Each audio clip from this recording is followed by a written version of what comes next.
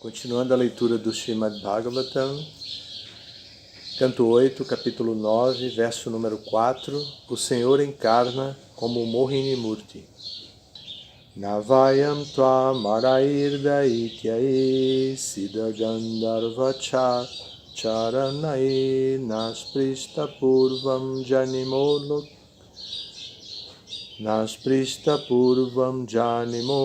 lokeshais chakuto nribhir. Não somos, Vayam nós, Tua a ti, Amarai pelos semideuses, Daityai pelos demônios, Siddha pelos Siddhas, Gandharva pelos Gandharvas, Charanai e pelos Charanas, não, Asprishta Purvam, jamais desfrutada ou tocada por alguém. Janima, conhecemos exatamente. Lokaishai, pelos vários diretores do universo. Cha, também. Kuta, que dizer de. Nribhi, pela sociedade humana. A tradução é a seguinte: se nem mesmo os semideuses, demônios, siddhas, gandharvas, charanas e os vários diretores do universo, os prajapatis, conseguiram te tocar antes, que dizer então dos seres humanos? Ninguém deve ficar pensando que somos incapazes de compreender tua identidade. Significado por sua divina graça, Srila Prabhupada. Mesmo os asuras seguiam a etiqueta de que, ao dirigir-se a uma mulher casada, não se deve ter luxúria. O grande ensaísta Chanakya Pandita diz que Matrivat Paradhareshu deve-se considerar a esposa alheia como sendo a própria mãe. Os asuras, os demônios, fiaram-se de que a bela jovem, Mohini Murti, que aparecera diante deles, obviamente não era casada. Portanto, eles admitiram que ninguém no mundo, incluindo os semideuses, os Gandharvas, os Charanas e os Siddhas, jamais havia tocado nela. Os demônios sabiam que a jovem era solteira e, portanto, ousaram dirigir-se a ela. Eles supunham que a jovem, Mohini Murti, tinha ido até aquelas paragens porque queria encontrar um esposo entre todas as pessoas ali presentes, os Daityas, os semideuses, os Gandharvas e assim por diante.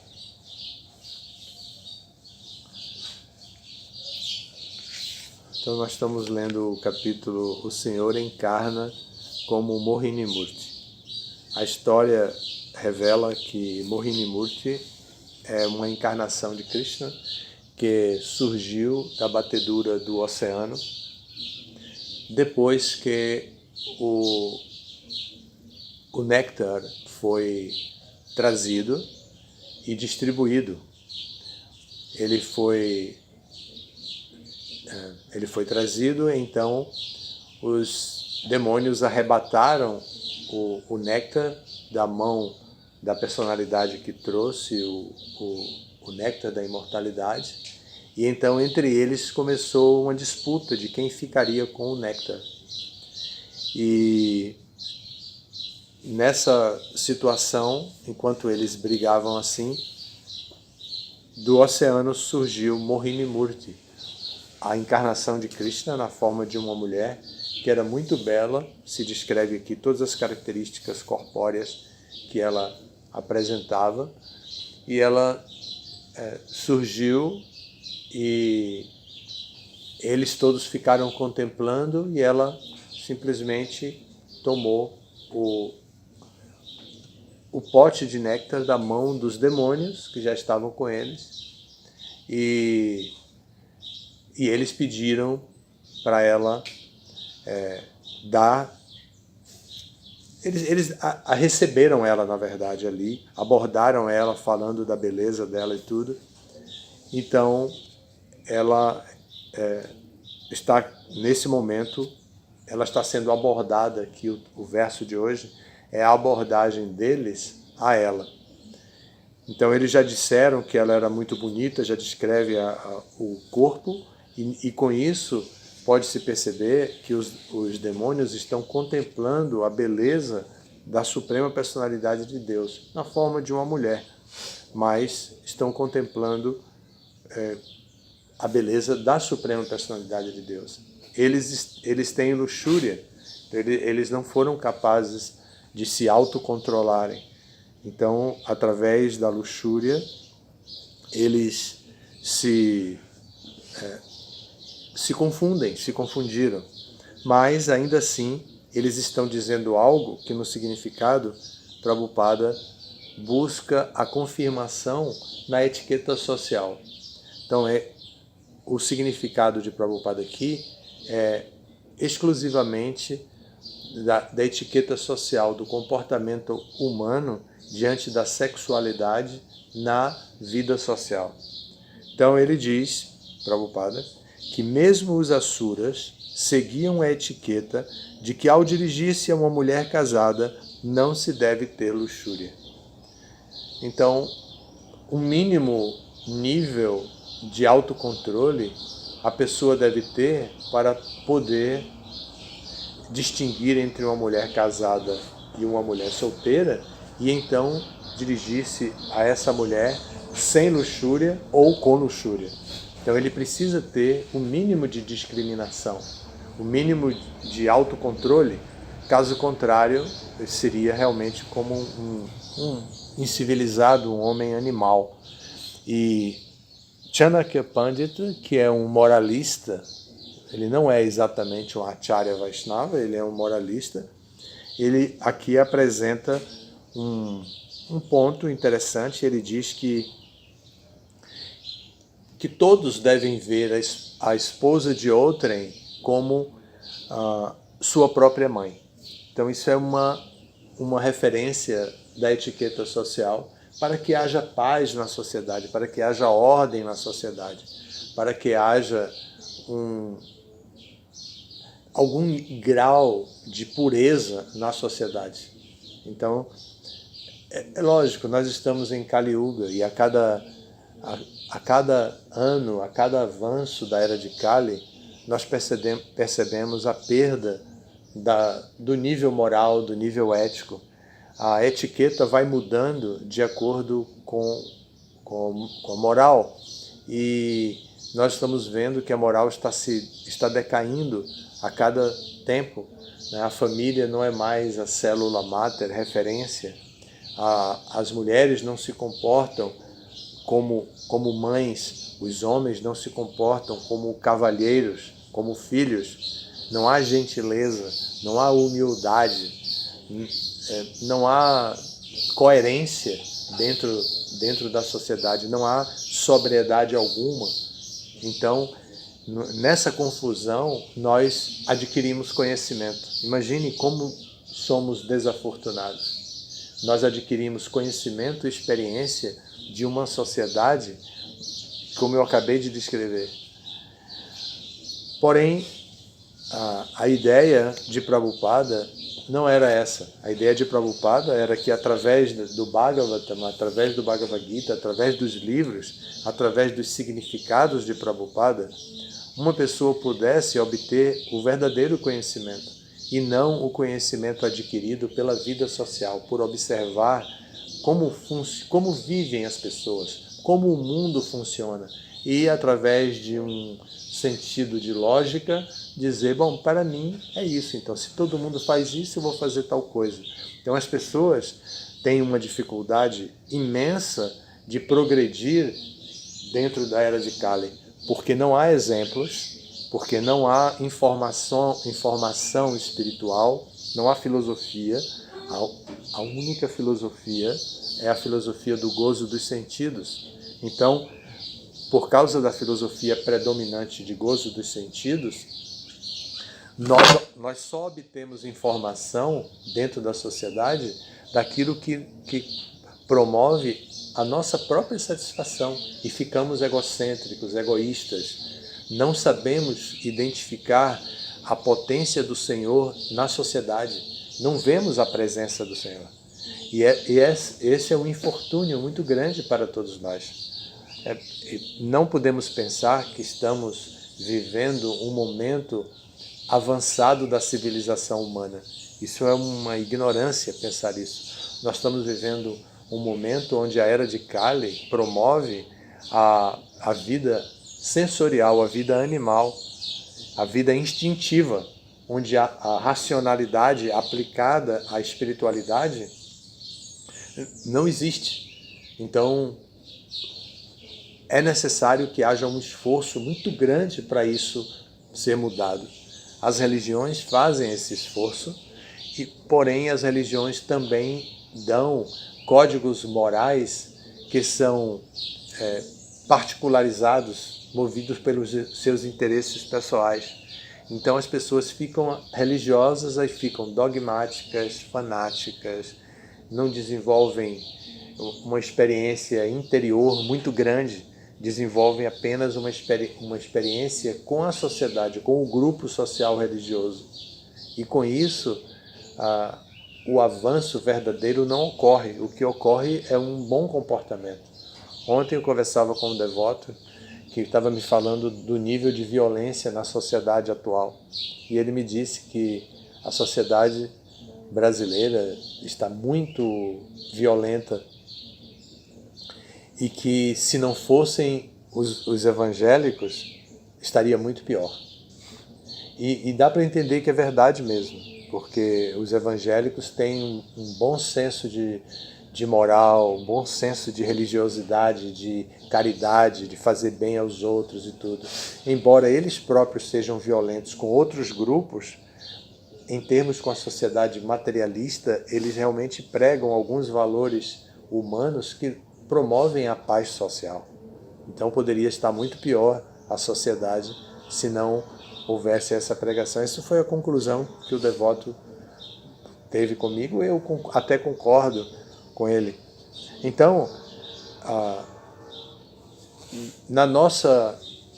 o que Prabhupada faz é trazer um conhecimento que não está disponível.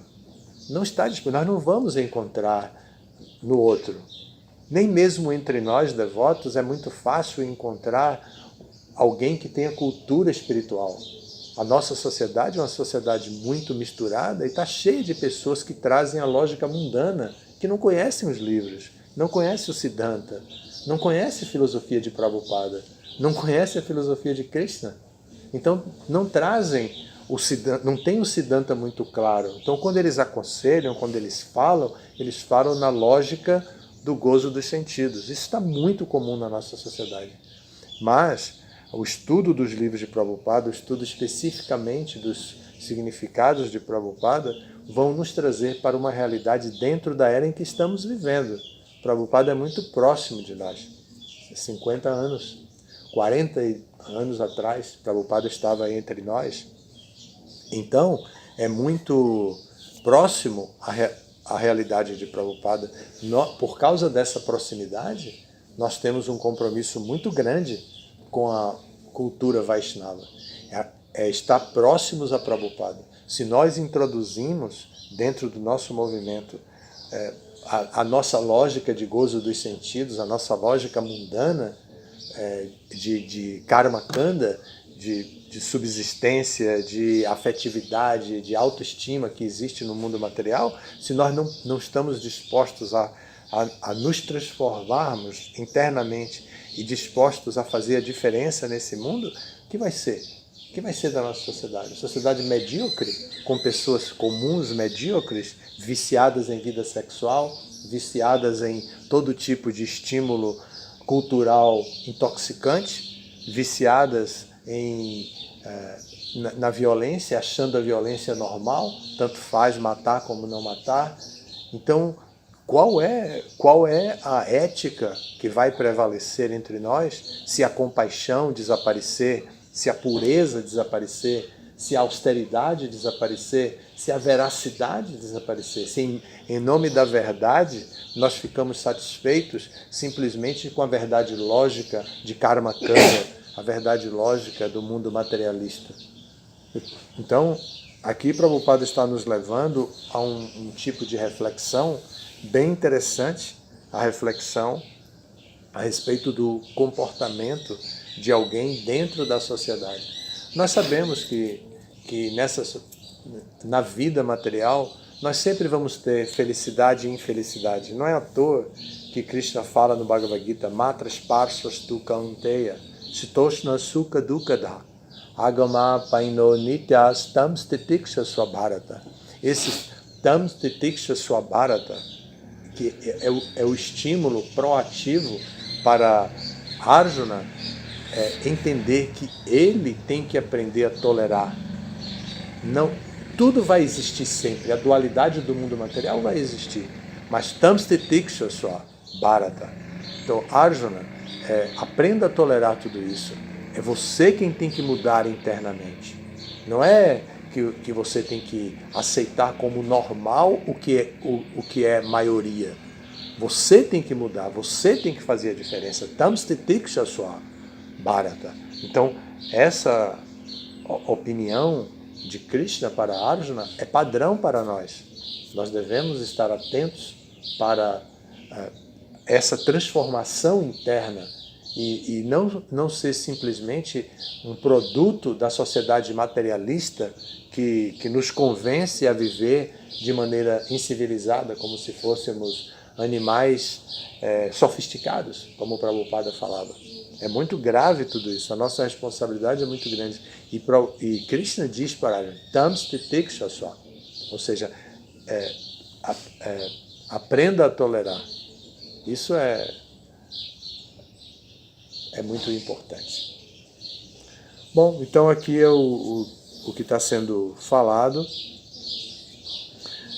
Prabhupada mostra como os demônios são avançados em etiqueta, porque mesmo eles compreendem a posição social de uma mulher e entendem que não deveriam assediar uma mulher casada, deviam respeitar uma mulher casada. Prabhupada diz, portanto, eles admitiram que ninguém no mundo, incluindo os semideuses, haviam tocado nessa mulher.